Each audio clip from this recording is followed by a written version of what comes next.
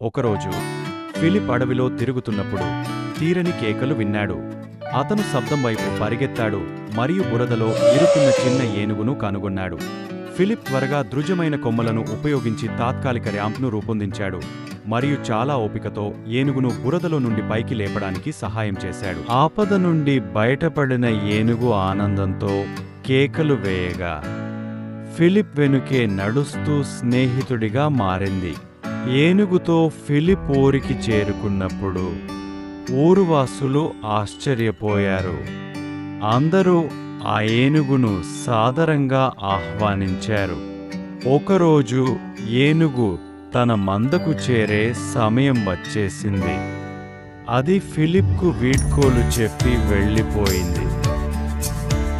ఏనుగు అడవికి వెళ్ళిపోయినప్పటికీ వారి బంధం ఎప్పటికీ కొనసాగింది.